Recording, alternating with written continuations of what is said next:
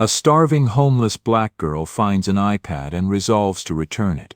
When a white repairman seizes it, she risks everything to retrieve the owner's number.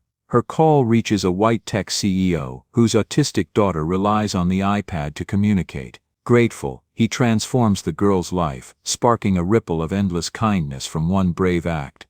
Before we dive in this story, let us know where you're watching from. We love to hear your thought. Kira, who was 12, crouched low by a giant rusty dumpster behind the Goodwill Market discount grocery store in Sunstone City. This was a forgotten corner near the old docks, smelling of fish and salt.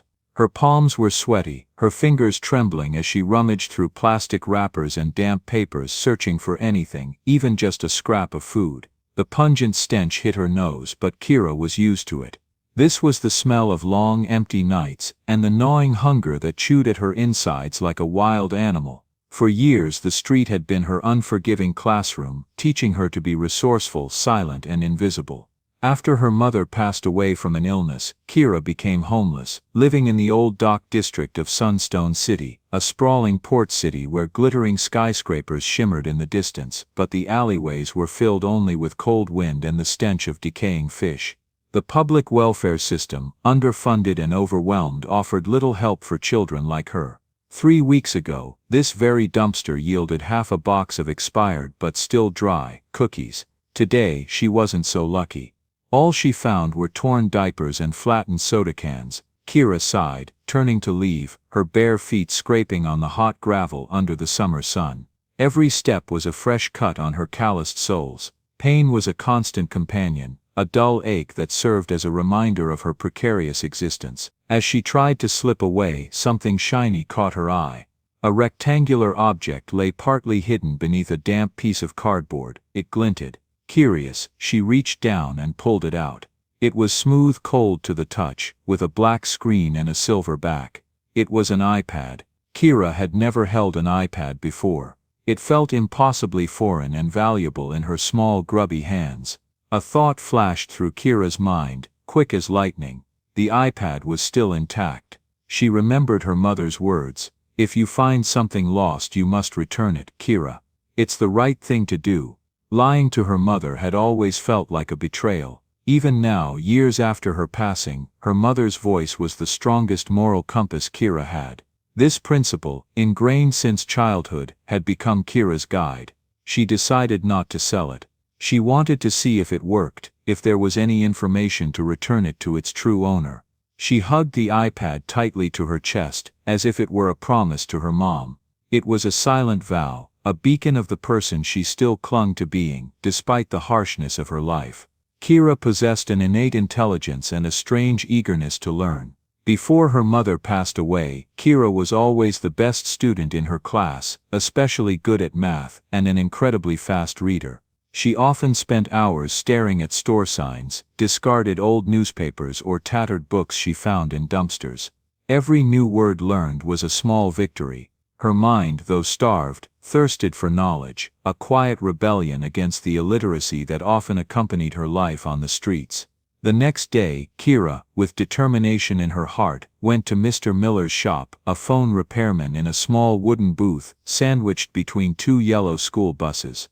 Mr. Miller, a middle-aged man with a gray beard and a shrewd look, raised an eyebrow when Kira handed him the device. His eyes quickly scanned, from the iPad to Kira's dirty clothes. "What'd you find, kid?" Mr. Miller asked, his voice casual but his eyes calculating. "You wouldn't know how to use this. I could sell it right now. Give it here, I'll sell it for you, split it 50-50. You could buy so many meals with that money." He reached out his hand, fingers extended like claws, ready to snatch the iPad. His words were tempting, a direct assault on the gnawing hunger she constantly fought. Her stomach rumbled, betraying her, but her resolve held firm. Kira recoiled, clutching the iPad tightly to her chest. She felt a strong emotional pull. "No, it's mine. I found it. I want to return it to its owner." The memory of her mother's kind, honest face flashed before her eyes, strengthening her conviction. Mr. Miller chuckled. "What are you gonna do with it? That guy at the flea market would pay big for this." He shrugged, but his gaze never left the iPad, a look of pure greed. Well, let's see if it even works. You don't look like someone who owns an iPad, more like someone who wanders around scavenging. Where'd you steal this from? The accusation stung, a familiar barb that reminded her of how society saw her.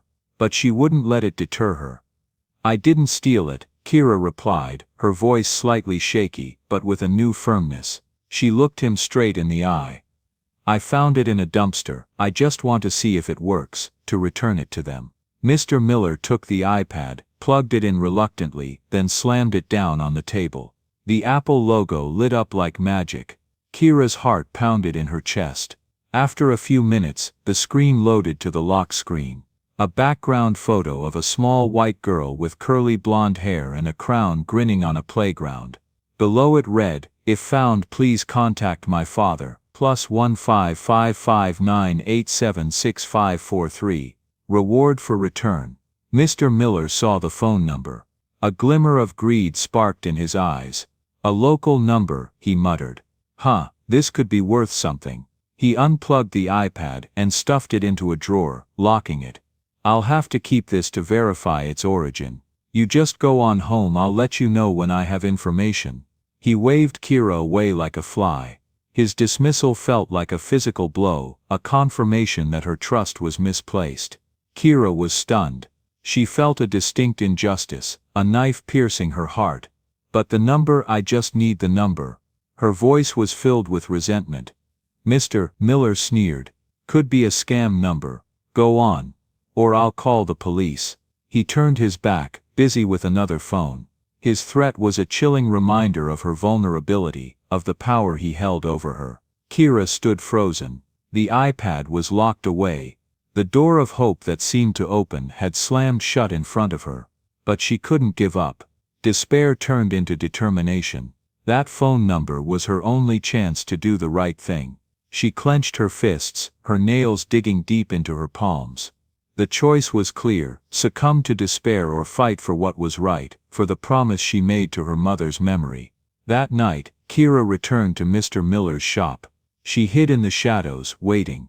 After he locked up and left, Kira stealthily snuck in. The back door was only ajar. Inside, everything was pitch black. Her heart hammered. She tiptoed, searching for the drawer containing the iPad, and quickly wrote down the phone number, afraid Mr. Miller might return at any moment. She tucked the piece of paper into her pocket, grabbed the iPad, and quickly slipped out.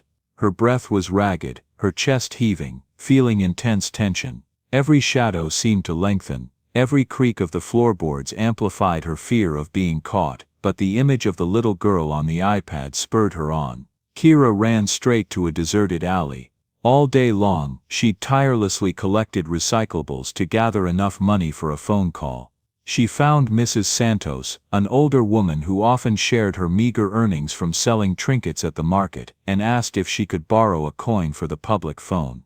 "Go on, little one," Mrs. Santos said, pressing a quarter into Kira's palm. "Do what's right, it always comes back to you." Finally, with bleeding hands and an exhausted body, Kira reached the old public phone booth, hidden in a dark alley. Her fingers trembled as she slowly dialed the numbers she'd copied. It rang 3 times. "Hello," a calm male voice answered. Kira hesitated. "Hello, this is the father of the girl in the iPad photo." There was silence, then a cautious urgency. "Yes, this is Mr. Arthur Reed. Who is this? Where are you calling from?"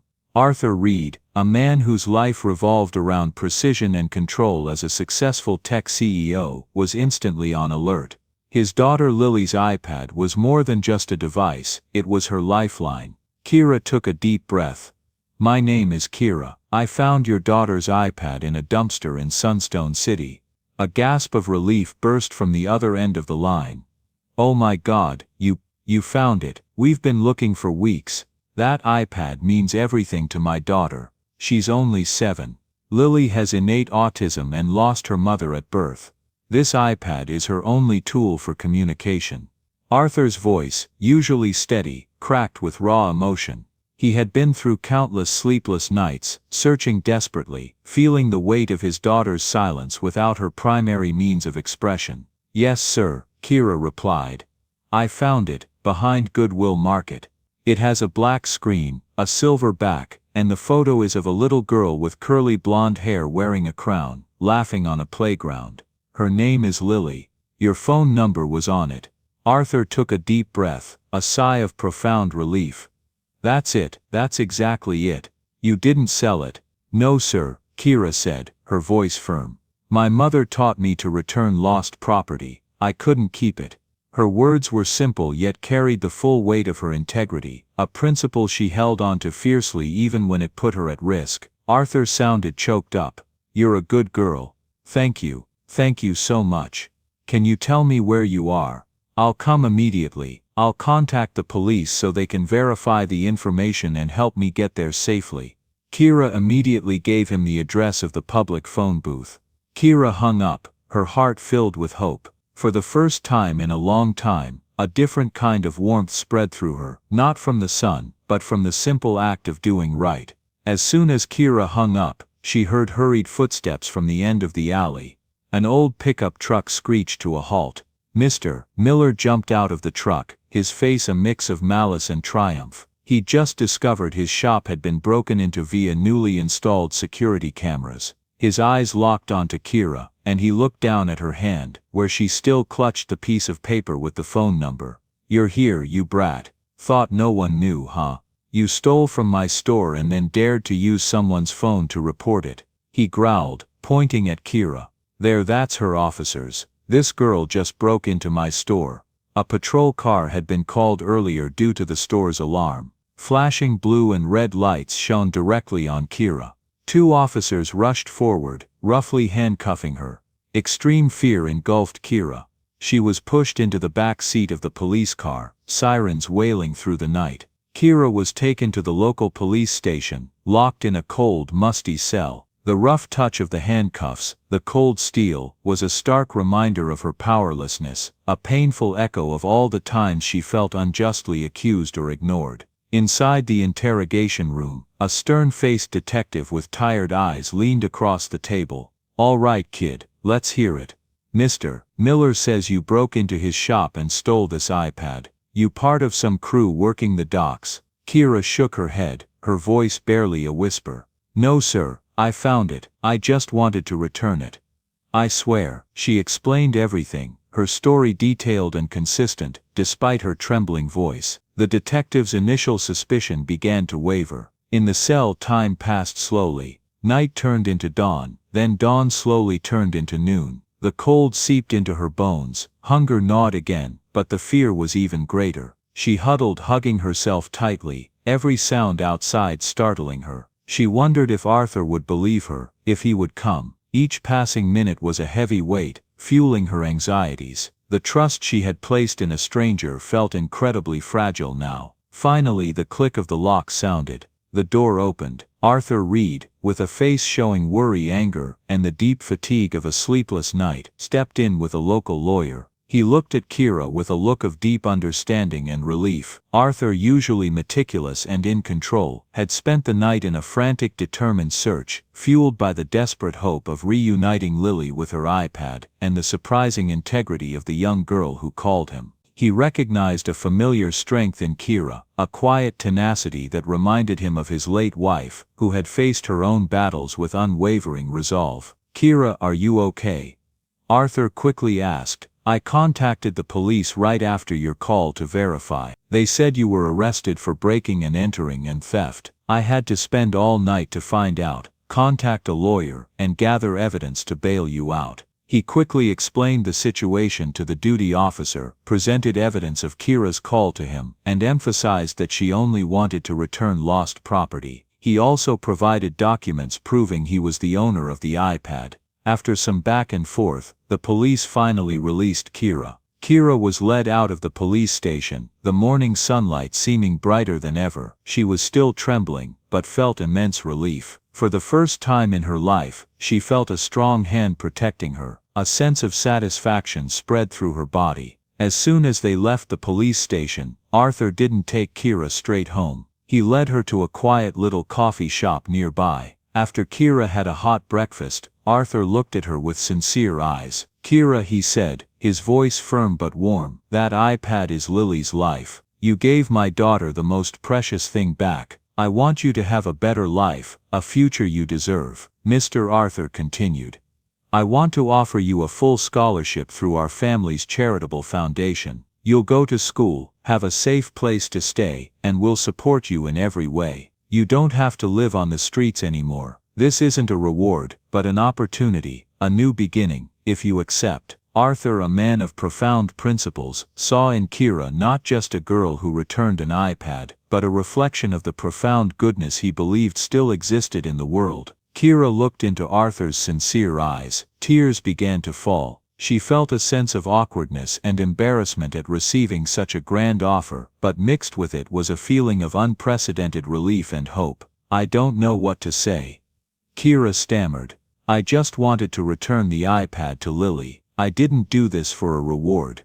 The concept of a reward for doing the right thing felt alien to her. Her actions were simply a matter of adhering to her mother's teachings. Arthur smiled.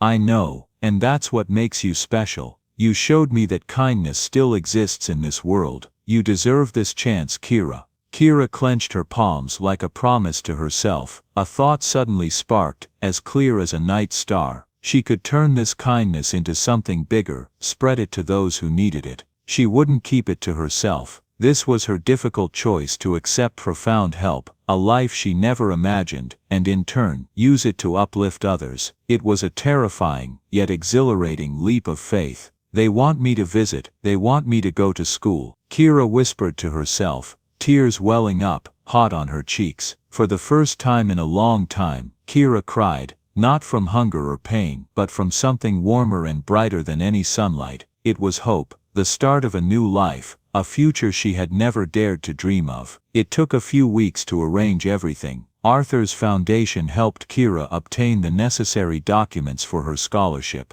Arthur also helped her find a small, comfortable room near the school. He'd enrolled her in Sunstone City, not too far from his home, but still ensuring privacy and independence. The foundation even bought her 2 new dresses, the first new clothes Kira had ever worn. The day she moved into her new room, a few old neighbors, who had seen her around the dumpsters, came to help. Their eyes were filled with admiration and a touch of envy. Kira had spent 2 months living in Sunstone City. Although her life was much better, Kira still often returned to the docks, where she used to live, to visit Mrs. Santos and other children, bringing small gifts and stories of hope. She also continued to visit Arthur's house regularly to see Lily. From day one, Kira noticed the uneasy gaze of Mrs. Davis, Lily's longtime nanny, a middle-aged white woman with a sharp demeanor and neatly pinned-up hair. She didn't say it directly, but always had disdainful looks and audible sighs whenever Kira walked by. "Be careful with her bare feet," she muttered once, her eyes sweeping over the calluses on Kira's soles, with obvious disgust. Mrs. Davis, a woman who prized order, cleanliness, and social hierarchy above all else, saw Kira as an unwelcome disruption to the meticulously maintained world of the Reed household.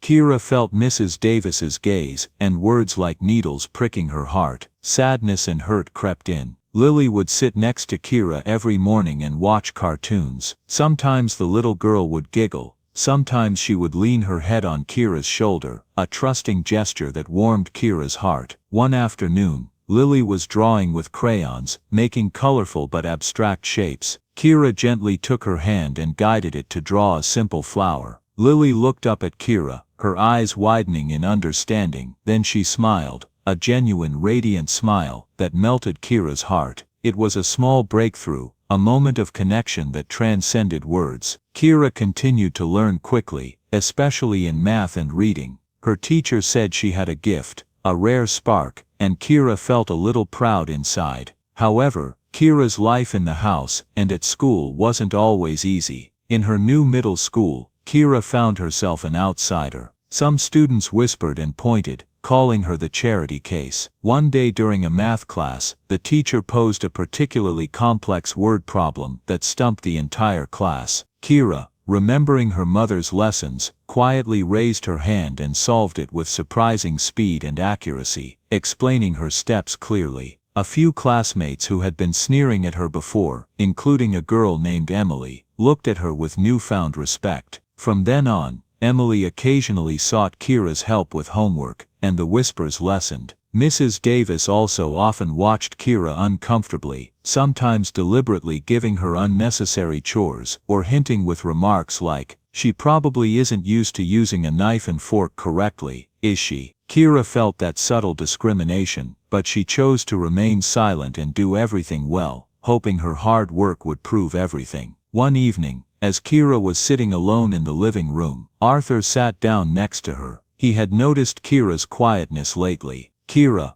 how would you feel about staying here for school? We'd like to fund your education permanently. Of course, only if you want to." Kira was speechless, her throat tightened. She nodded. Tears streamed down her face. Amidst these difficulties, a door had opened, a ray of light, a feeling of relief and gratitude washed over her. And just like that, her life turned a new page, cold, crisp, beautiful pages. That night, she wrote in her diary, "Snow feels like the opposite of hunger, and kindness is a path. Even though there are walls, there are also doors." Her English improved rapidly. So did her confidence. She started baking cookies with Arthur, learning to precisely measure ingredients, and her smile grew brighter and brighter. She learned to fold clothes neatly, to organize bookshelves. She even taught Lily how to balance a bucket of water on her head for fun, a game Lily absolutely loved, creating joyful giggles. One day, Kira found Lily quietly trying to arrange her crayons by color, a task that seemed to frustrate her. Kira sat down beside her and gently showed her how to group them, naming each color as they went. Lily watched intently, her brow furrowed in concentration. When they were finished, a look of pure satisfaction spread across Lily's face, and she reached out to squeeze Kira's hand, a silent thank you that spoke volumes. Lily still didn't speak, but she beamed when she was with Kira.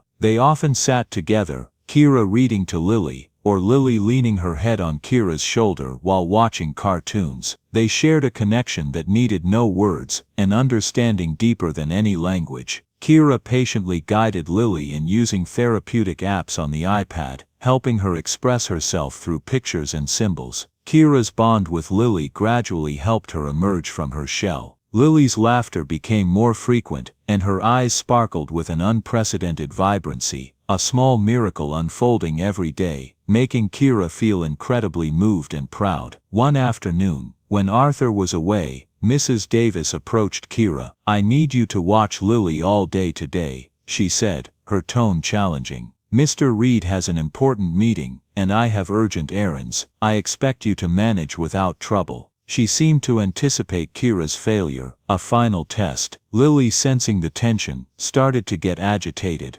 Kira, despite her nervousness, took Lily to the garden. She brought out a small watering can and showed Lily how to water the flowers, making it a game. Lily, usually overwhelmed by new tasks, found a calm focus in the repetitive action, even attempting to mimic Kira's gentle humming. By the end of the day, Lily had not only watered all the plants, but had also organized her favorite toy blocks into neat rows, a new skill she'd learned from Kira. When Arthur returned, he found Lily calmer than usual, sitting quietly with Kira, organizing her blocks. Mrs. Davis watched from a distance, her usual rigid posture softened. She saw Lily reach out and gently pat Kira's arm, a rare spontaneous gesture of affection. Mrs. Davis witnessed the entire interaction, her eyes shifting from surprise to astonishment, and finally to a deep respect. From that moment on, her attitude towards Kira completely changed. One morning, when Kira was slightly ill, Mrs. Davis personally brought her a hot bowl of soup, placing it by the bed and quietly saying, "Get some rest, don't overdo it." It was a rare sign of acceptance and care, a bond that had been forged between them. Her gaze towards Kira had transformed, from suspicion to respect, and perhaps even affection. One evening, when Arthur was away, Miss Davis proactively prepared dinner for Kira and Lily, sat at the table with them, and for the first time, asked Kira about her past life, not with judgmental curiosity, but with genuine empathy. She even shared stories from her own past, creating an unexpected bridge between two generations, making Kira feel a warmth spread through her heart. One chilly Saturday afternoon, Arthur handed Kira a new phone, Someone wants to talk to you, Kira answered, a deep emotional voice. Kira, it's Uncle Robert here, your mother's brother. Kira gasped, her heart pounded. She hadn't heard his voice in years. After her mother passed, the family scattered. The raw ache of loss for her scattered family had always lingered. Hearing her uncle's voice was like finding a lost piece of her own identity. I saw you online, he said, his voice choked. I cried, I prayed, I thought you were gone forever. Kira burst into tears. Hot tears streamed down her cheeks, releasing years of longing and worry. They talked for over an hour, telling each other about their years apart. Arthur later contacted Uncle Robert, helping him find a stable job and decent housing in Sunstone City. Uncle Robert also began participating in community activities and frequently chatted with Kira by phone. Kira hugged Arthur tightly and nodded. Let's rebuild my connections, she said, an idea that had just sparked in her mind, but now it had become a concrete plan, a great purpose for her life. At 13, Kira had already spoken at 2 school events, was featured on a major American news channel, and received a letter from the mayor of San Francisco, but she didn't let that make her arrogant. Instead, she spent most evenings reading to Lily, helping her with touchscreen apps on a new iPad, the one Kira had given her for her 8th birthday. One afternoon, Kira was showing Lily pictures of animals on the iPad. Lily pointed to a picture of a bird and made a soft chirping sound, the first intentional sound other than cries or giggles that she had ever made. Kira's eyes welled up with tears of joy, and she hugged Lily tightly. On another day, while watching a nature documentary, Lily, usually quiet, suddenly reached out and traced the outline of a butterfly on the screen, then looked at Kira, a flicker of curiosity in her eyes. Kira took Lily's hand and gently helped her draw a butterfly on a blank page of a notebook, patiently guiding her fingers. Lily giggled, a sound of pure delight, then proudly showed the drawing to Arthur later that evening, a tangible sign of her growing engagement with the world around her, facilitated by Kira. You helped me talk, Lily typed one day on her speech app. You are my sister. Kira burst into tears. Those were the most meaningful words she had ever heard, living proof of the change she had brought about. Arthur later said, Kira, you've done more for my daughter than doctors ever could, but Kira just smiled.